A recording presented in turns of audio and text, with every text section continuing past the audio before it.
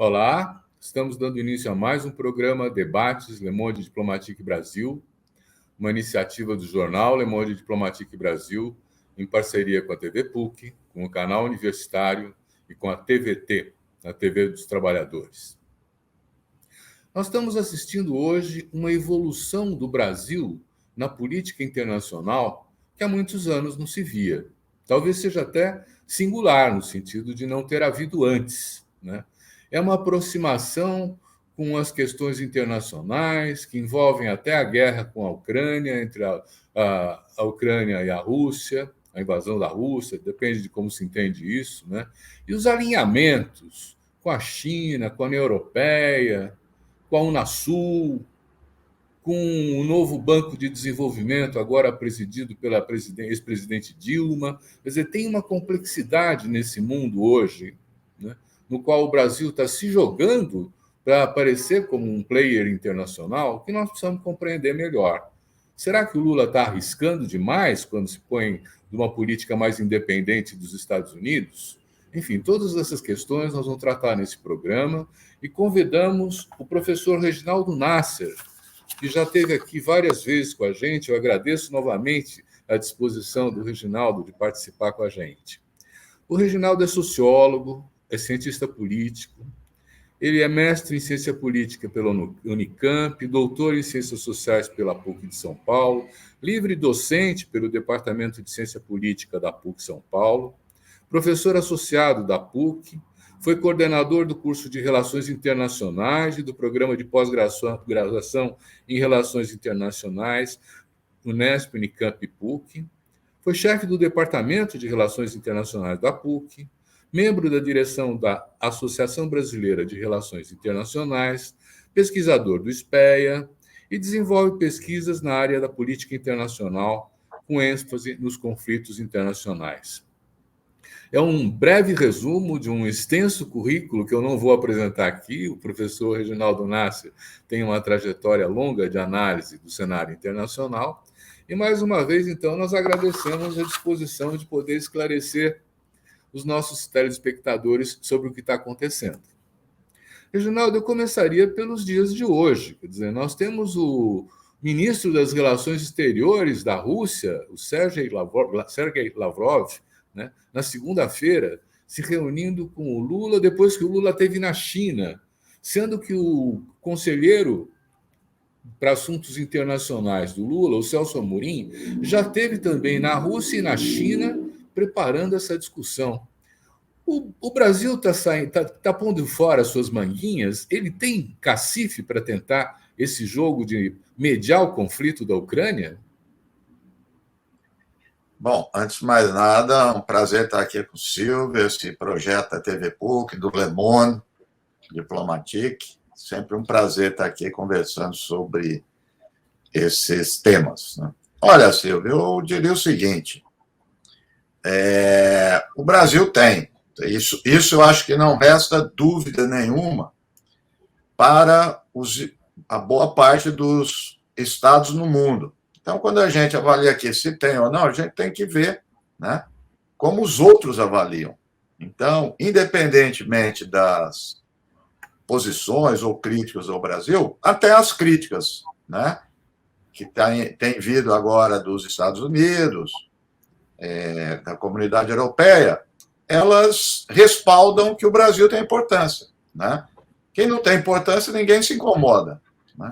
Então, essa viagem do Lula à China, como tudo se relatou aqui, para aqueles que criticam, né, eles estão incomodados. Então, o Brasil tem. Eu me lembro que a histórica tentativa de acordo com o Irã, que foi agendada pelo Lula e o Erdogan, Brasil e Turquia, a proposta estava indo adiante, eu me lembro bem disso, e o Washington Post fez um editorial literalmente no que eu vou dizer, dizendo que o jogo da política internacional se assemelha àquela história de parques, né, onde tem coisas para brincar, e que as crianças estão brincando, né, e aí vem os adultos e dizem, né, os mais velhos, para eles saírem. dizendo que o Brasil e a Turquia estão nisso. Então, esse preconceito ainda existe. Só que esse preconceito está deixando de ter pé na realidade.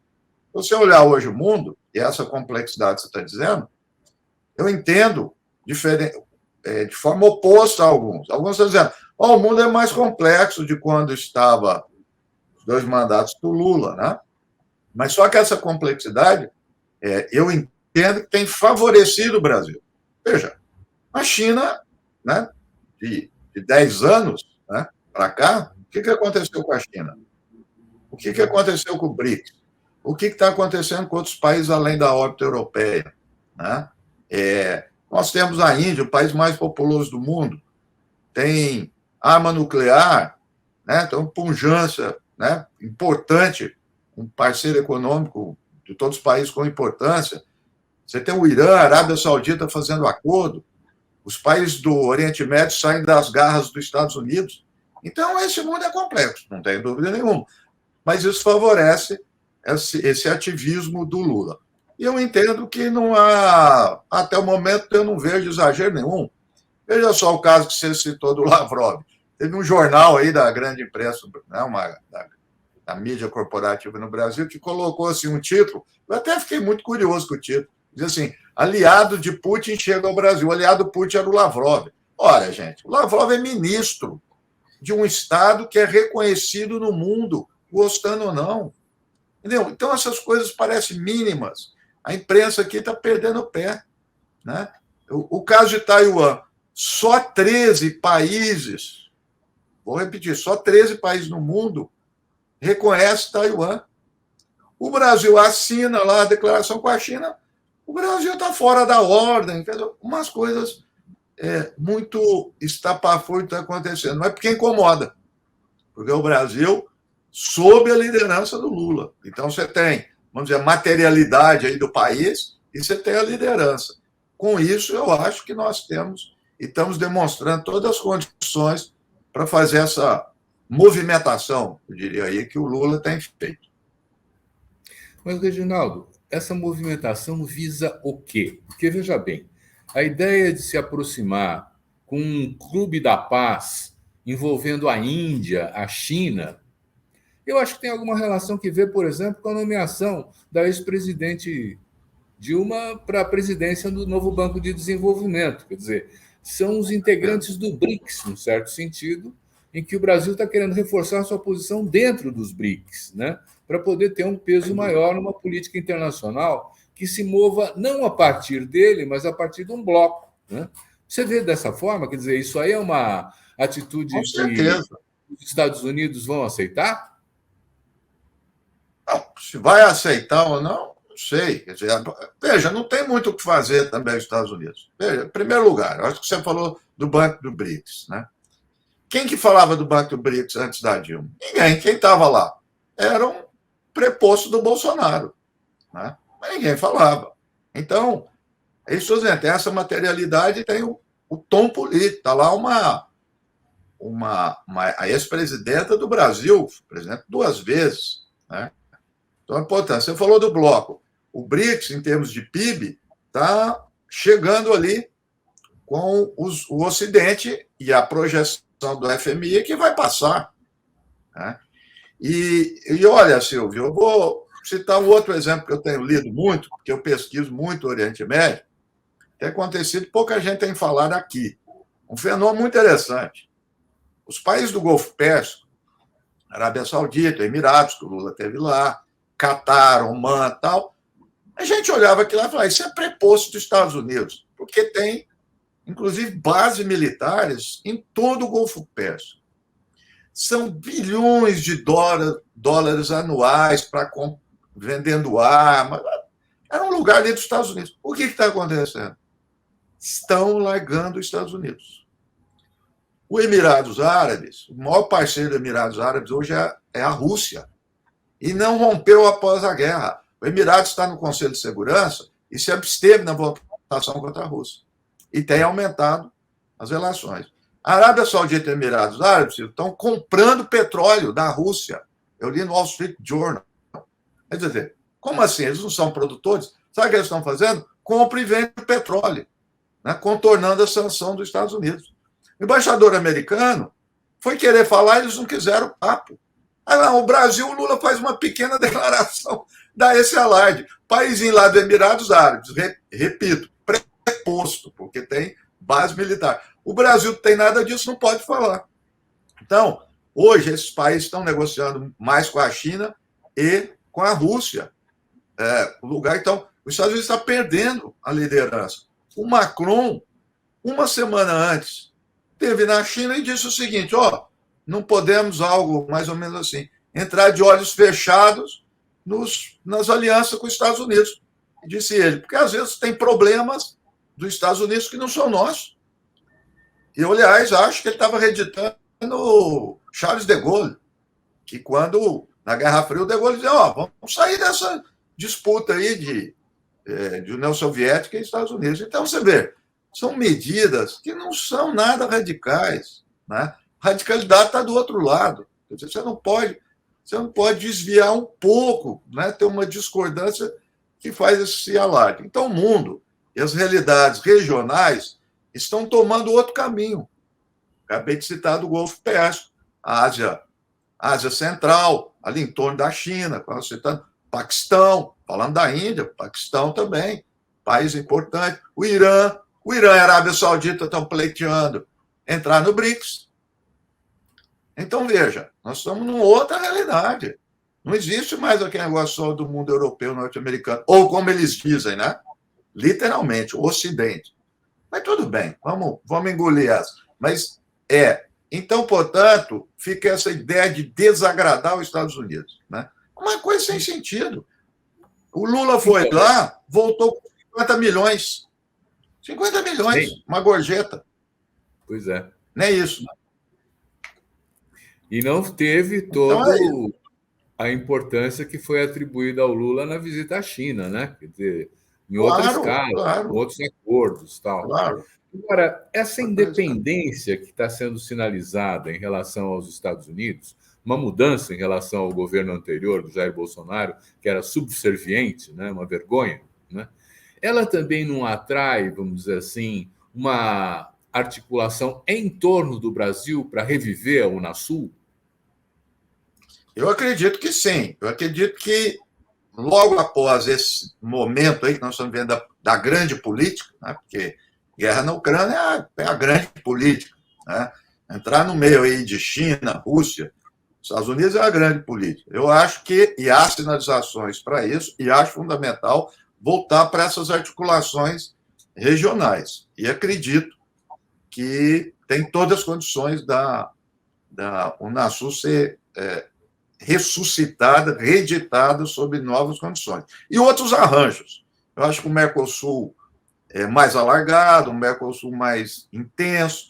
Eu acho que tem boas possibilidades para isso, olhando, como eu já te disse, outras realidades regionais que estão acontecendo, como o caso do Golfo Pérsico, do Oriente Médio, que os países, veja bem, estão tomando atitude entre eles. Eu não vou estar aqui no mérito, eu sou muito crítico ao regime do Assad. Sempre critiquei, é um dos maiores responsáveis sobre o massacre na Síria.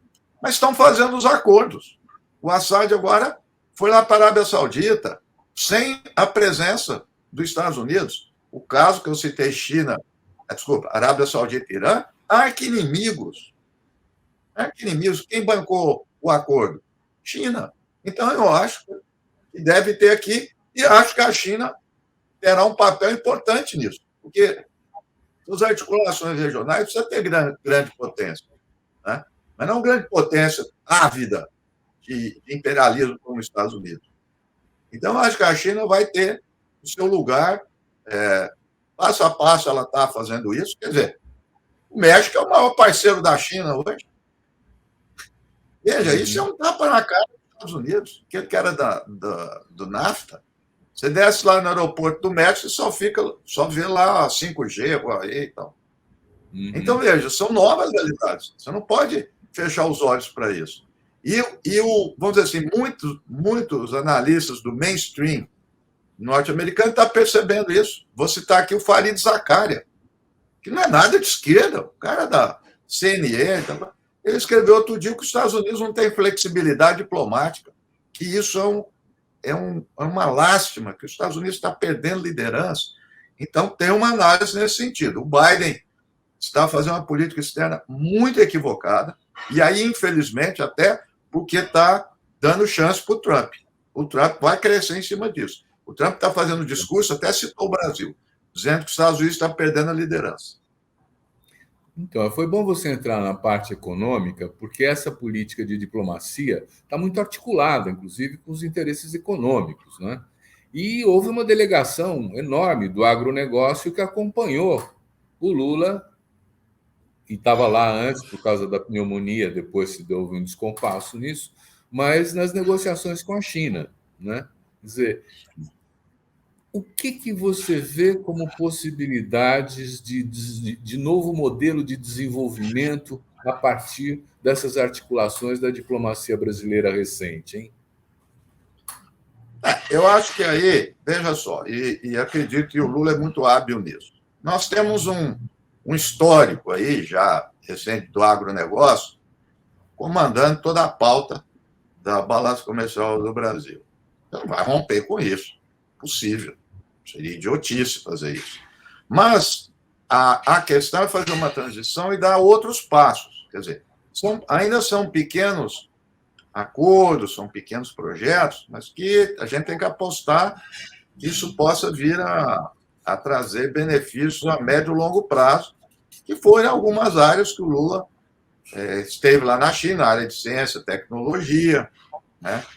A China é um país, né, que preza isso, que tem declarado, né, o apoio aos processos de desenvolvimento, né, a forma como investe, né, em outros países. Então, eu acho que, Silvio, que tem tendências. Nós não podemos já, né, quer dizer, batizar isso como nascendo um projeto, mas são tendências que o Brasil tem que apostar.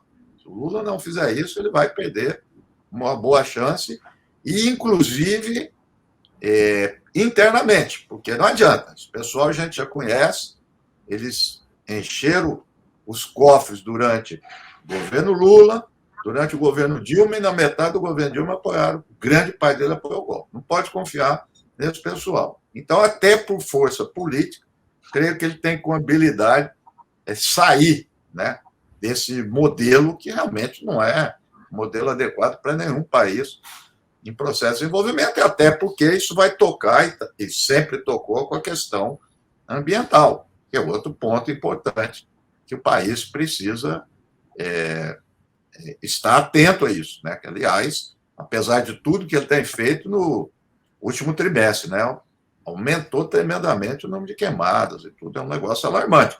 Não é por falta de vontade, são recursos e meios, mas precisa ser enfrentado. Então, são ainda desafios. Eu acho que está fazendo uma exigência muito grande para esse pouco tempo que o Lula está, e eu entendo, porque todos nós estamos ávidos por mudanças, né? Então, isso é natural. Mas eu acho que a questão do agronegócio é uma questão delicada, sim, interna e externamente.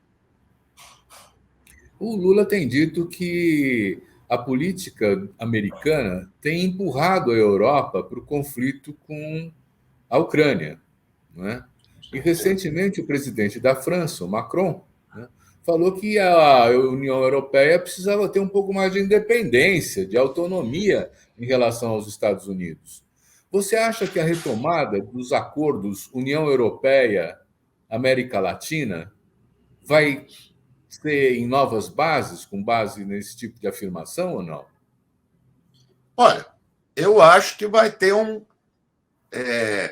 vai vir à tona, porque já está vamos dizer assim, fora vamos dizer, das câmeras e tudo, aparecendo uma dissidência na comunidade europeia, né?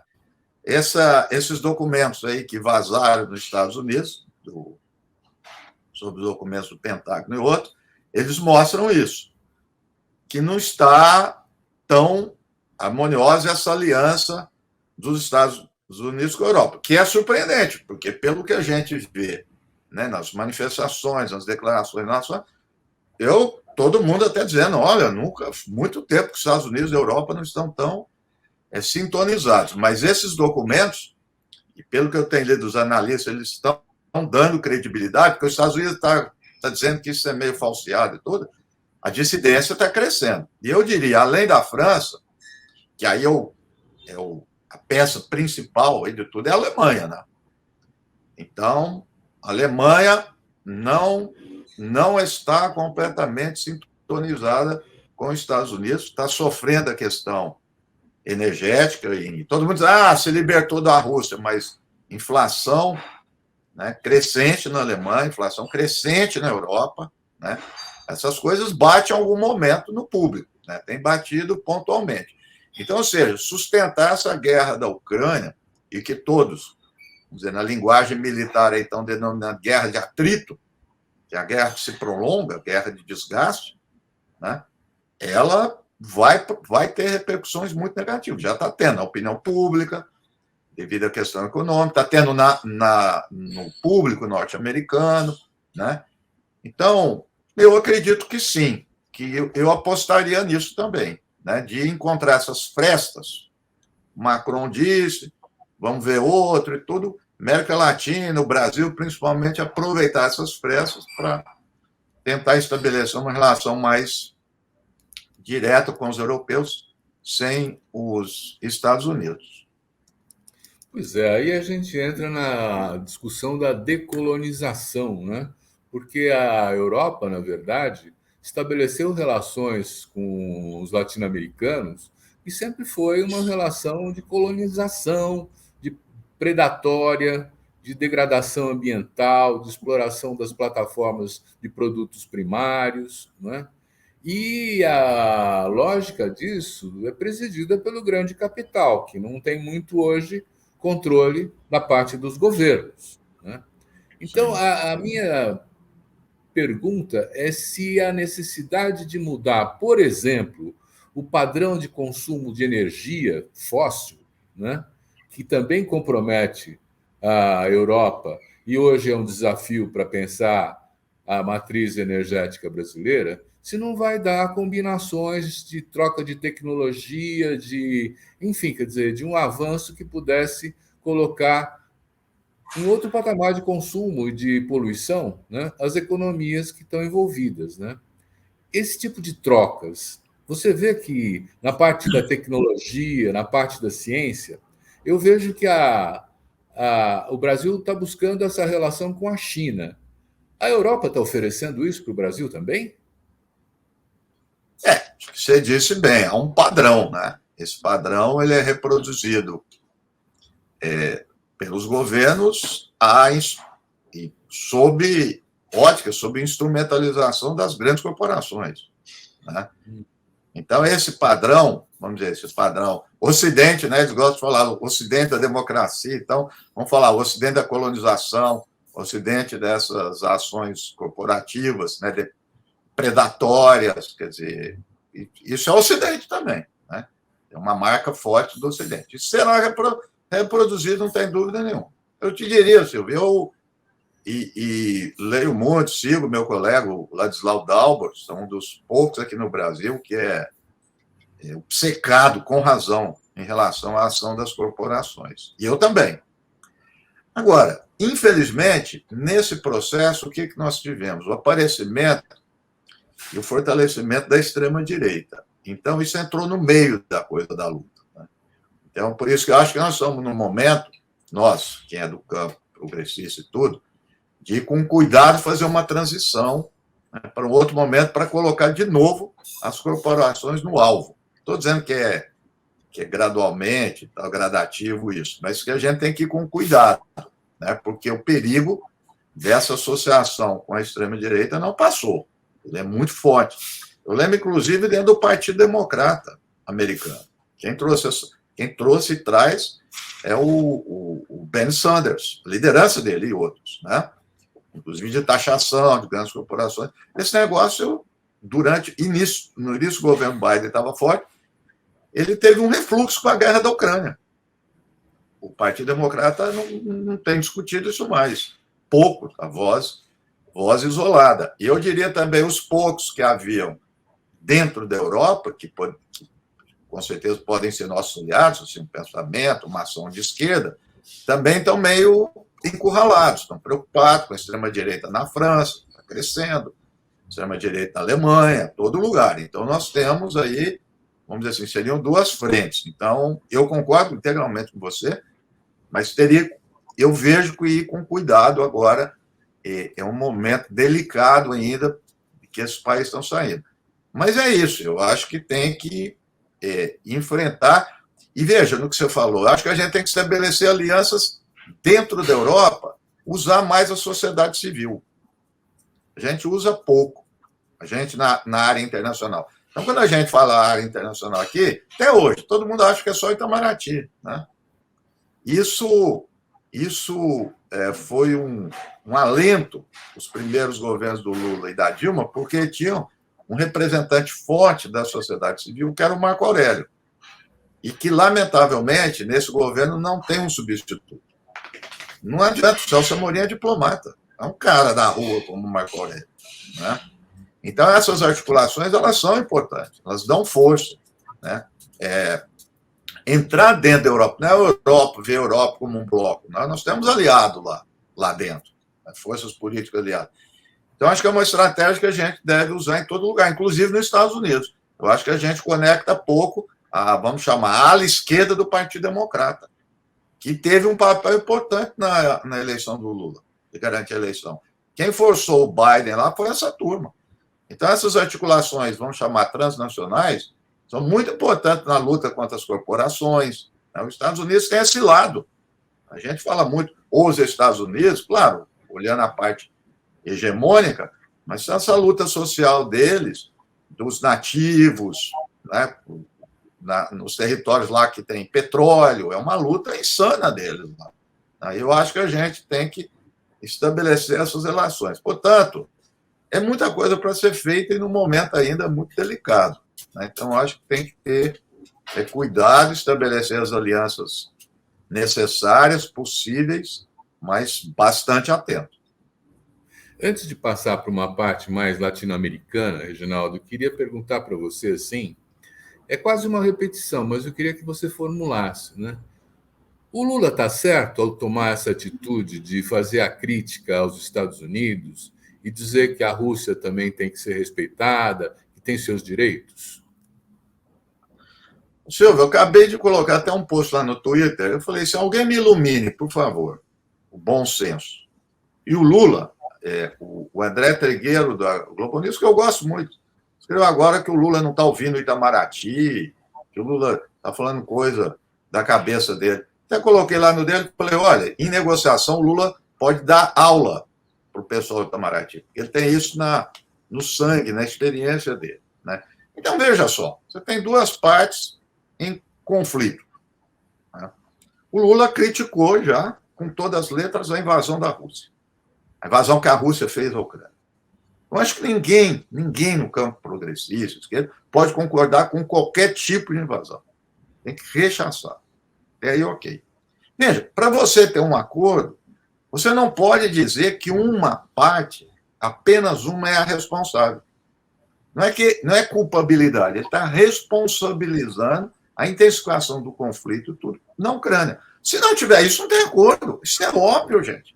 Como é que esse pessoal cai nessa? Dizer, tá tomando coisa. Não é isso, né? Veja, aquela resolução absurda que foi aprovada na ONU, ainda bem que aquilo não tem valor nenhum. E eu ligo muita atenção a qual resolução absurda? Que até o Brasil votou a favor. E que o ministro Relações, a última que teve, eu não me lembro. Foi a última, um mês atrás, mais ou menos, que o ministro de Relações Exteriores do Brasil, Mauro Vieira, disse que contribuiu. Que eu achei um absurdo. Por quê? É um artigo lá, muita gente não colocou, inclusive a resolução. Foi muito difícil eu achar. Eu queria ler. E um artiguinho lá, que é o DNA do imperialismo americano. O que ele dizia? Dizia que as questões aquela resolução, etc., devia ser aceita, palavra, incondicionalmente pela Rússia. Os Estados Unidos adoram isso, rendição incondicional da Alemanha, rendição incondicional do Japão, eles adoram a rendição incondicional. Quando você fala incondicional, me desculpa, eu não sou diplomata, mas tem bom senso. Não tem negócio, não tem acordo. Então não pode ser isso. Não tem sentido, entendeu? Veja, a questão da Crimeia. O Lula falou absurdo. Não vou entrar aqui no mérito, mas a Crimeia tá lá, foi uma questão lá atrás. É um fato já dado, tal como o Kosovo. Quando foi feito o plebiscito na Crimeia e saiu lá a resolução, muita gente apontou que é uma cópia do que aconteceu em Kosovo. Certo? Eu não estou dizendo que eu concordo com, mas é o mesmo princípio. Por que não se discute Kosovo, então? Que já é fato consumado. Então, são pequenas coisas. Outra, o conflito esse da invasão da Rússia, ele não começou com a invasão da Rússia, né? Ele começou lá, em 2014. E houve um golpe na Ucrânia. E durante todo esse período, de inspetores da comunidade europeia, isso está relatado. Centenas e milhares de ações armadas da Ucrânia em território de Donbass, que é o leste da Ucrânia, que estava sob cessar-fogo. Então, ou seja, é nesse sentido que o Lula está falando. Porque senão não tem negociação. E outra, a pessoa pode odiar a Rússia, falar do regime, etc. Mas ela não pode negar os fatos e se está preocupada com a paz. Nós estamos falando de uma potência nuclear. É isso que nós estamos falando. Então, se a pessoa está querendo paz, não sei o quê, tem que prezar para isso e não aguçar o conflito. Os Estados Unidos deu, até o momento, 75 bilhões de dólares em armas para a Ucrânia. E o que aconteceu? Reverteu o conflito? Não. Então, os especialistas militares estão dizendo, por mais que os Estados Unidos jogue arma lá, não vai derrotar a Rússia. Ele vai prolongar o conflito. Então, o que o Lula falou é verdade. Os analistas estão falando isso. Analistas norte-americanos. Mas é claro, sair da boca do estadista, aí volta essa questão inicial. Né? Como o Lula preocupa, né? Aí é que está. Porque o Biden agora está preocupado, porque o Trump está jogando isso. O Trump falou, aí, olha o momento que nós estamos. Perdemos a França na Europa, perdemos a Arábia Saudita no Oriente Médio e o Brasil na América Latina. Campanha dele, pesada. E, factualmente, ele tem razão. Óbvio que eu não concordo com as propostas do Trump. Mas ele está fazendo um diagnóstico da realidade. Então, eu não, sinceramente, eu não vejo. Eu estaria aqui criticando. Eu sempre digo: tem uma coisa que eu critiquei se o Brasil fizer, é mandar tropa para o Haiti. Desde o início eu fui contra, escrevi contra, orienta aluno que faz pesquisa e fala contra, e se o Brasil fizer, é contra. Mas essas ações que estão tendo até o momento, eu não vejo problema nenhum. Pelo contrário, o Brasil está se mostrando muito proativo e bem calcado na realidade. Muita gente está dizendo, ele não sabe o que faz, está sabendo muito bem o que ele faz, porque a turma aqui do jornalismo internacional precisa olhar o que está acontecendo em outros lugares do mundo que não sejam os jornais europeus. Que, aliás, o Nelson de Sá publicou ontem, ele dá aquela resenha, que na Alemanha, ok, nenhum jornal fez crítica ao Lula. Então, não sei se é a Europa, como alguns disseram aí. Então, também vamos devagar com isso. Mas, de toda forma, olha aqui que o jornal do Paquistão está falando.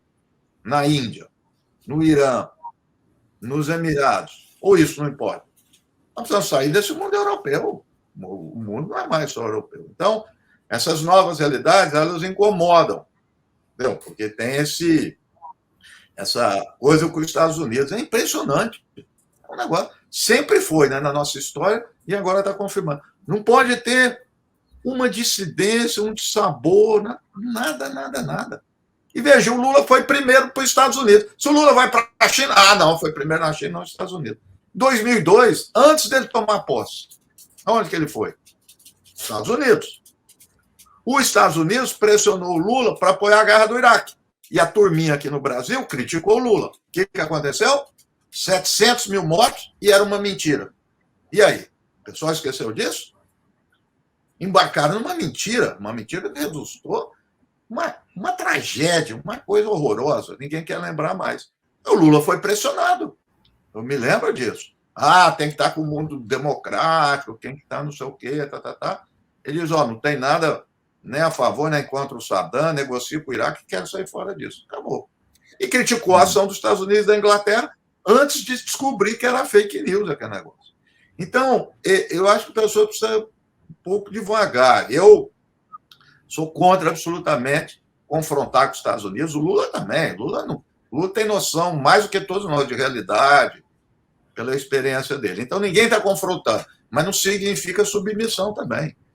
É isso que precisa ficar claro. Né? Essa é a linha da corda bamba, né? Porque entre a independência e a avaliação dos Estados Unidos, que está perdendo poder no seu quintal, aí tem uma diferença, né? Eu queria trazer... Não, sem dúvida. Você fez uma menção ao Marco Aurélio Garcia, assessor especial internacional da presidência nos dois governos Lula, né? E ele falava assim, olha, e Dilma, desculpe. E ele falava assim, olha, o Brasil quer uma integração produtiva dos países da América Latina. Ele não quer estabelecer uma relação de um subimperialismo, por exemplo, né? Onde as complementariedades das cadeias produtivas e o acesso ao Pacífico também podia ser extremamente interessante para todos, né? E isso, de fato, é um outro desafio posto aos Estados Unidos, né? Você lembra a ideia da ALCA, que depois os países rechaçaram, latino-americanos, né? Numa reunião na Argentina, né? Nós vamos retomar uma política de bloco assim, com um favorecimento... O Brasil é a maior economia da América Latina, né? Com um favorecimento de relações de integração produtiva? Se não fizer isso, não tem liderança. É isso que a gente precisa entender também. Vou relacionar essa coisa do Brasil e Estados Unidos. O que é liderança? Liderança não é hegemonia, não é império. Né? É ser respeitado. Né? Ser, mais do que respeitado, é ser seguido. Né? Ter como exemplo. Né? Então, o Brasil, para conseguir isso, para o Lula conseguir, ele tem que fazer coisas concretas, coisas materiais. Né? Não é apenas discurso, não é apenas retórica. E lembro, como você disse aí, o caso da Bolívia, né? Que foi aquela famosa coisa que o Lula disse com toda razão. Falou, não quero mais meu país falando grosso com a Bolívia e falando fino com os Estados Unidos.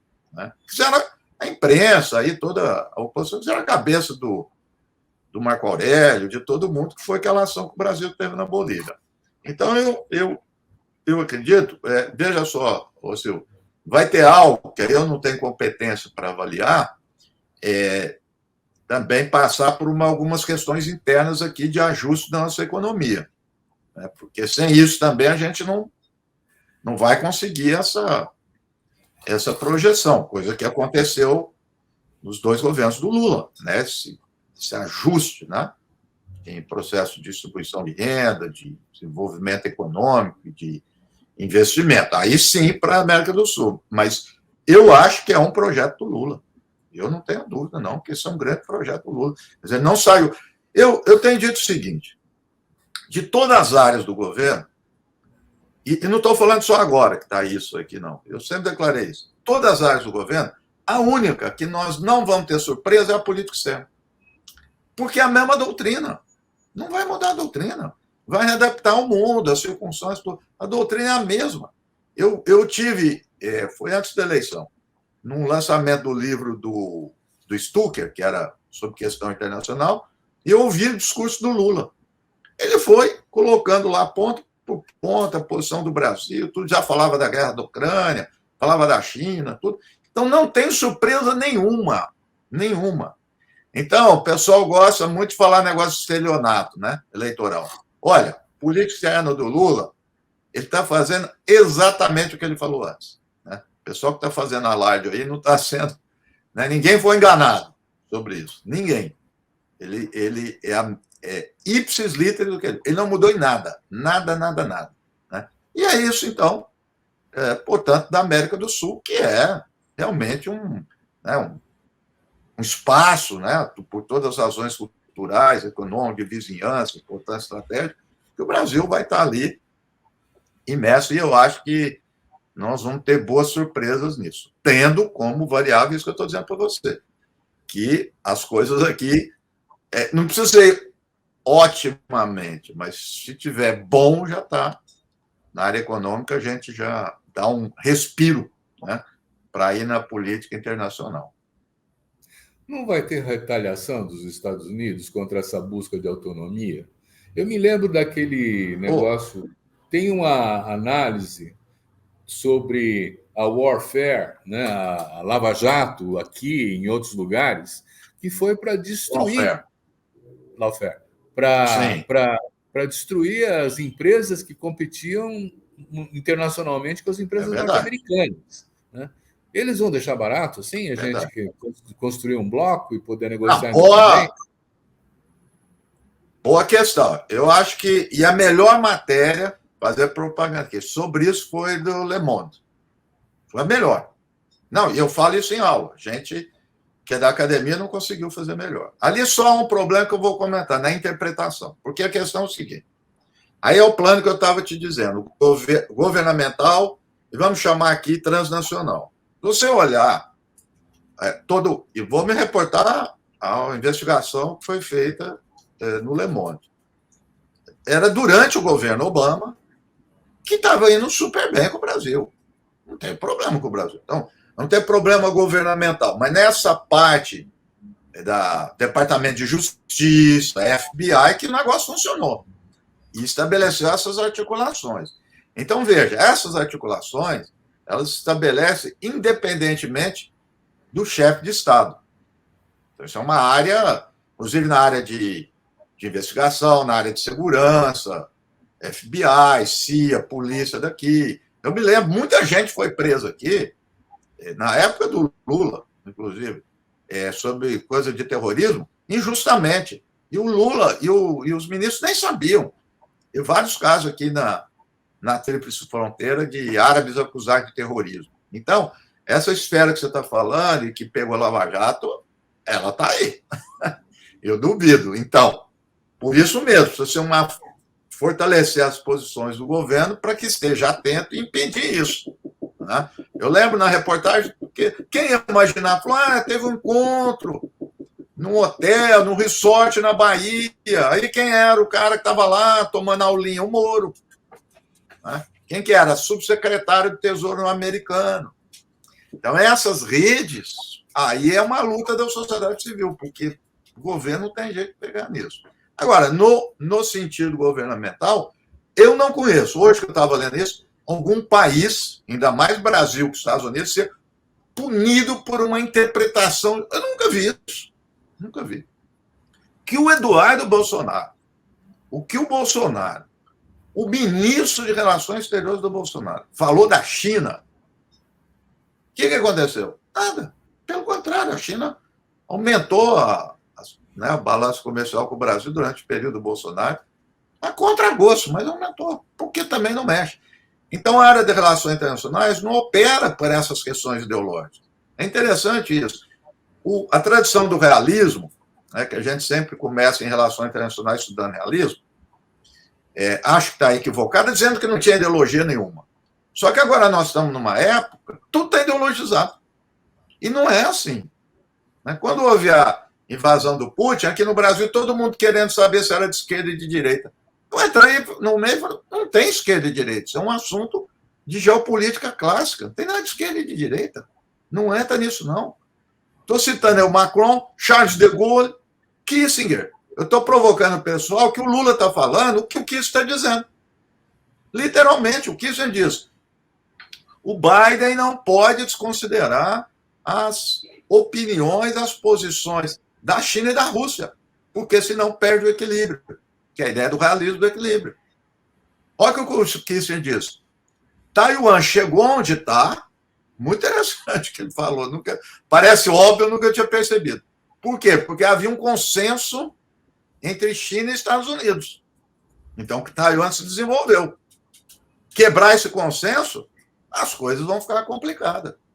Né? Mesma coisa a Ucrânia, porque você pode ver o seguinte, com todas as coisas. A Ucrânia é um país que se desenvolveu em todas as áreas.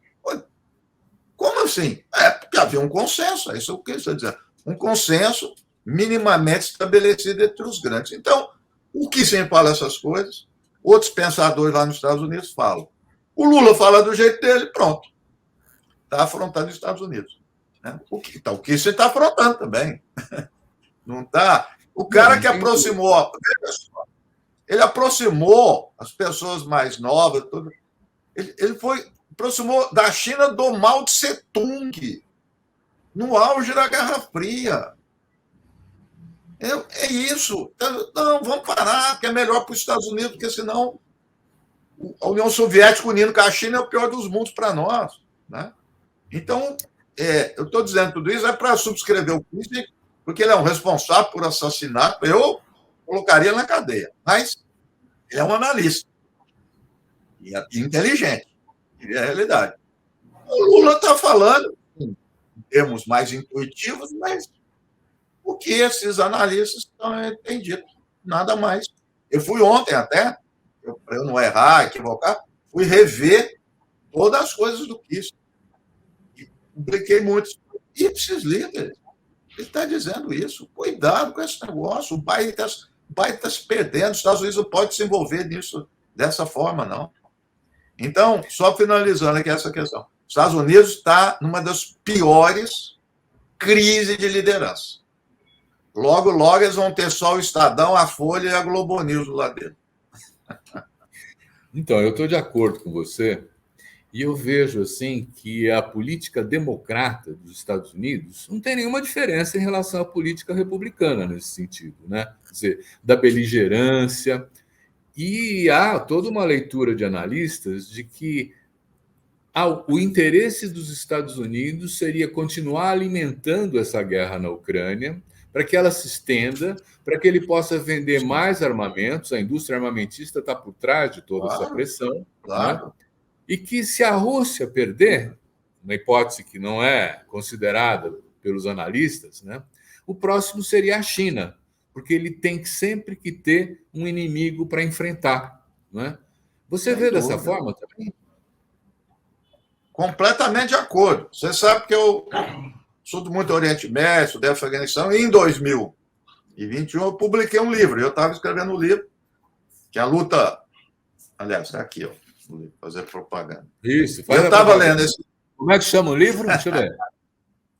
A luta contra o terrorismo. Os Estados Unidos e os amigos talibãs. Perfeito. Mas e o que aconteceu? Eu falo da indústria aí, né? Dizendo que, primeiro, muitos economistas, até amigo meu, continuam falando: os Estados Unidos gastou. Os Estados Unidos investiu. Porque só no Afeganistão foram 2,5 trilhões nos 20 anos. No Iraque foi mais ou menos 4,5, 5. O Stiglitz fala que no total dá 7 a 8 trilhões de dólares. Para onde foi isso? Então, vai para o complexo industrial militar, mas também coisas correlatas. Porque os Estados Unidos colocam uma rubrica mágica, que é state building, reconstrução, desde o plano mágico. Então, não entra como despesa militar isso. Porque, inclusive, é alimento para a tropa. Imagina 700 mil homens. Quem que fornece comida para esse pessoal? Roupa, remédio. Né? É uma coisa assustadora. Muito bem. Os Estados Unidos saem do Afeganistão, 2021. Aí muito, derrotado do Império. Está gravado, então eu falo isso tranquilamente. Queria concordar com meus amigos de esquerda. O Império saiu intacto. Pelo contrário, até fortalecido. Morreram 2.500 pessoas em 20 anos, só. E a indústria militar bélica dele se aprimorou. Né? E aí ele saiu em agosto, setembro. Outubro foi a votação do orçamento. O orçamento dos Estados Unidos para a área militar estava 750, mais ou menos, bilhões. Em outubro, foi para 850. Aumentou. Aí o pessoal... para que será isso? Aí eu falei o que você está dizendo. Ainda não sabia do que eu falei assim. Eles vão para algum lugar. Para algum lugar eles vão. Não tem retraimento. Esse pessoal é louco. Os Estados Unidos foi derrotado. Retraimento aonde? Está reordenando, está redirecionando. E ficaram ali à espreita.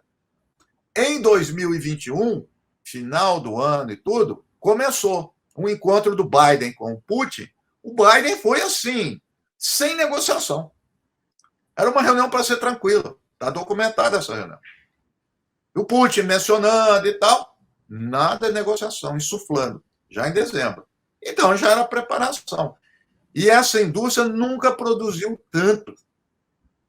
O ano passado, o Biden foi visitar uma delas, tem uma reportagem mostrando, e lá, vamos lá, pessoal, tal, que eles não estavam dando conta de produzir. Então é isso, eles vão, os democratas investem. O Trump redireciona, não que ele não gosta de guerra também, mas são guerras mais específicas, não é em todo lugar. Né? Tanto é que ele não entrou com tudo lá na Síria, né? Ele que negociou a saída do Afeganistão, por isso que eu falei amigo Talibã, porque teve uma reunião, os talibãs são nossos amigos. Né? Então, esse belicismo vai de um outro sentido. Os democratas, eles querem transformar o mundo. Entendeu? Então, eles saem para tudo quanto é lugar que eles acham que pode ir. E a indústria militar, mas eu diria essa indústria da reconstrução, que é mais ampla ainda, ela adora essa coisa dos democratas. Adora. Os republicanos vão para outro lugar. Uma parte não, que é o que você está falando das corporações. Uma parte acaba juntando democrata, republicano, e eles não estão nem aí com isso. Né? Então, essas corporações, não. Elas que oferem todos esses benefícios, esses lucros, como os têm. Reginaldo, nosso papo está muito bom, mas ele passa rápido, viu? Nós estamos já no final do nosso programa. Eu queria fazer uma última pergunta para você, fique à vontade para discorrer sobre isso. Né? Como é que você está vendo o futuro dessa diplomacia brasileira? Tem chances de sucesso? Nós estamos desafiando com vara curta adversários de muita força? Como é que é isso? Em primeiro lugar, o que eu vou falar aqui, eu vou repetir o Lula, mas que eu gosto muito e isso distor de muitos analistas. Né? O Brasil ficou muito assim, política externa Itamaraty, e esses críticos continuam falando isso, como Trigueiro. O Lula, lá no discurso que eu vi, ele tem falado isso, é óbvio, mas é importante ele falar. Quem faz a política externa é o presidente da República. Itamaraty, a diplomacia é um instrumento. Então, eu discordo absolutamente. O pensamento Itamaraty. Itamaraty entra quando o presidente é fraco. Quando foi o Itamar lá atrás, que depois veio o Fernando Henrique, que não foi assim, foi diplomacia presidencial. O Fernando Henrique fazia o que ele queria, ele tinha pensamento sobre isso. Veio o Lula, a mesma coisa, o Temer, absolutamente nada, e depois veio o Bolsonaro. Então, a política, a diplomacia, ou a política externa, é o presidente. Portanto, ela tem um caráter político. A gente tem que repetir isso, porque fica essa historinha, é diplomata, né? Essa ideia de diplomata, tudo parece que é uma coisa técnica. Né? Eu entendo que o Lula está imbuído desse princípio de que nós estamos falando, de que deve manter ótimas relações com a Rússia, China e esse outro mundo árabe, África, América Latina, e na linha bamba, né, o fio tênue que você falou, sem romper com os Estados Unidos e Europa.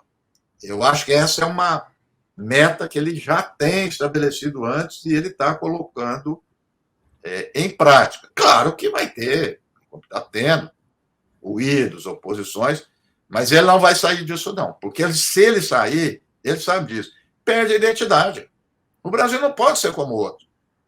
O Brasil com Lula não pode ser como o outro. Mais um aqui no clubinho. Não pode. Não pode. Não é confrontar, mas não é abaixar a cabeça. Então, é o Brasil que foi contra a guerra do Iraque, que criticou as ações bélicas dos Estados Unidos. Esse Brasil criticou a luta contra o terrorismo, que discordou da forma como estava conduzindo a questão com o Irã, que tentou fazer mediação, que nunca rompeu com o Irã. O Irã estava sob fogo cruzado. Quer dizer, o Irã não é uma grande potência, isso que é importante. Ainda agora nós estamos falando de Rússia e China. O Lula não aceitou isso. Né? E não aceitou até hoje. Você vê, os Estados Unidos, o Washington Post escreveu que é uma afronta o Brasil permitir passar um navio da frota marítima da Marinha do Irã. Como assim? O Irã é um país reconhecido. O Brasil tem relação com eles, está aqui. O que tem? Qual o problema? Então, tudo exacerba. Né? E o Lula mantém esse princípio. Eu acredito que sim. Eu, particularmente, era isso que eu esperava. Em política externa, o meu voto foi muito bem dado. Eu estou muito satisfeito com isso. Volto a dizer, eu não quero Haiti. Se tiver outro Haiti, eu sou contra. A ideia de mandar foi um dos maiores equívocos, mandar força, a chamada Operação de Paz. Tal. Foi um desastre, fortaleceu os militares aqui, que nunca tiveram tanto poder a partir disso, e uma tragédia no Haiti. O Haiti está uma tragédia. Tal. O Le Monde tem feito várias matérias sobre isso. Aliás, é de um orientando meu, foi meu orientador, João. Então, a gente tem esse como princípio. O restante, eu acho que o Lula está num caminho correto, está imprimindo um direcionamento muito importante para a política externa brasileira. Muito obrigado. Eu quero agradecer especialmente o Reginaldo Nasser pela brilhante contribuição para esclarecer o momento que nós estamos vivendo para os nossos telespectadores e agradecer a você também que nos assiste, dizendo semana que vem tem mais. Obrigado.